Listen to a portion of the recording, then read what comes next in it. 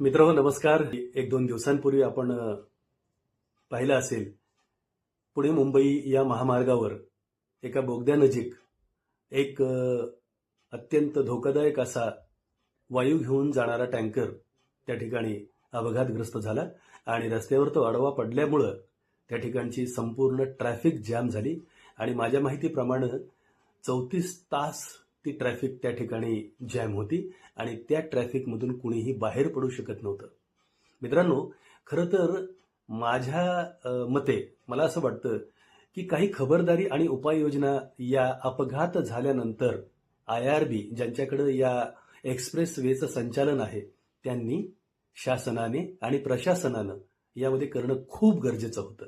ते असं होतं की अपघात झाल्यानंतर अपघातग्रस्त ट्रक जो आहे आणि त्यामध्ये जो वायू वाहून नेला जात होता तो वायू किती डेंजरस आहे याचं अनुमान लावून आणि त्या ठिकाणाहून तो ट्रक किती वेळात रिमूव्ह होईल याचं अनुमान लावून खरं तर आणि त्यानंतरच्या काही उपाययोजना करणं खूप आवश्यक होतं. त्यामध्ये सगळ्यात महत्त्वाचं असं होतं की प्रशासनाकडून आणि शासनाकडून याची गंभीर दखल घेऊन आणि IRB ज्यांच्याकडे या एक्सप्रेस वेचं संचालन आहे त्यांच्याकडून त्यांच्यामार्फत खरं तर पुणे येथील जिल्हाधिकाऱ्यांना जर याबाबत तात्काळ कळवलं गेलं असतं की अशा अशा प्रकारचा अपघात झालेला आहे आणि त्यामधला जो टँकरमधला वायू आहे तो झपाट्यानं पसरून तो ज्वलनशील आहे, त्यामुळे अपघात होऊ शकतो, तर पुण्याकडे येणारी वाहनं तात्काळ थांबवा.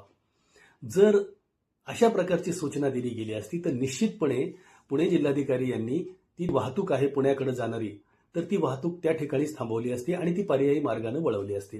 एक ते 2 तासाच्या आतमध्ये जर अशा प्रकारची सूचना गेली असती तर इतकी मोठी ट्रॅफिक कोंडी तिथं झाली नसती. दुसरी महत्त्वाची गोष्ट अशी आहे की 2-3 किलोमीटरच्या रांगा 3-4 तासात लागलेल्या आहेत, ॲडवायझरी गेलेली आहे आणि त्या ठिकाणी येणारी ट्रॅफिक बंद आहे. तर जी पुण्याकडून मुंबईकडे जाणारी जी ट्रॅफिक कोंडी होती त्याच्या शेवटच्या वाहनाला परतीला वापस निघण्यास सांगून त्याला पुन्हा पुण्याकडून पर्यायी मार्गाने जाऊ देणं हा दुसरा उपाय होता.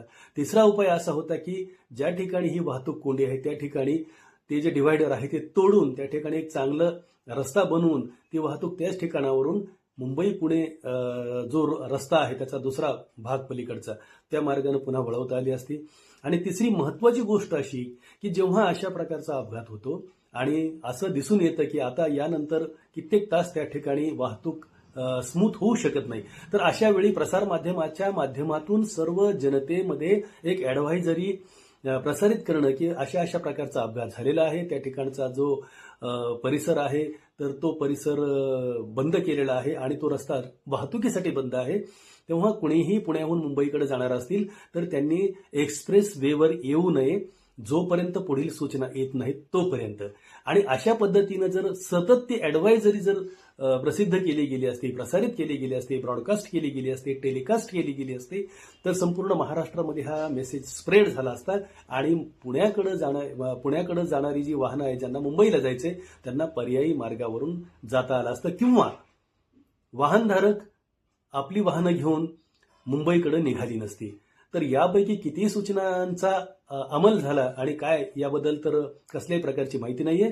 आणि या ट्रॅफिकमध्ये अडकलेल्या लोकांना खरं तर बेसिक ॲम्युनिटी देण्याची जी जबाबदारी आहे ती IRB ज्यांच्याकडे या एक्सप्रेसवेचं संचालन करण्याची त्यांची होती, पण त्यांच्याकडूनही कसल्याही प्रकारचं सहाय्य झालेलं दिसत नाही. शेवटी महाराष्ट्र पोलीस जे आहेत पोलिसांनी या घटनेमध्ये ज्यांची वाहतूक कोंडीमध्ये जे अडकलेले आहेत त्या सर्व अबालवृद्धांना, छोट्या मोठ्यांना आणि या सर्वांना आपल्या वतीनं मदत केलेली आहे.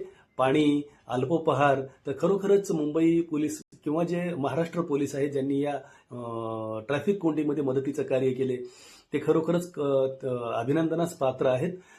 तर खरोखर त्यांच्या माध्यमातून त्यांनी खूप चांगलं करण्याचा प्रयत्न केला जसं जमेल तसं. तर अशा पद्धतीनं जर अशा घटना घडल्यानंतर जर उपाययोजना केल्या गेल्या तर निश्चित इतका जो वेळ झालेला आहे 34 तासांचा तर ती ट्रॅफिक कोंडी होऊ शकली नसती. परंतु नेमकं यातलं काय केलं गेलं याबद्दल काहीच माहीत नाही. मित्रांनो, मला जे वाटलं ते आपल्यासोबत शेअर केलं. धन्यवाद.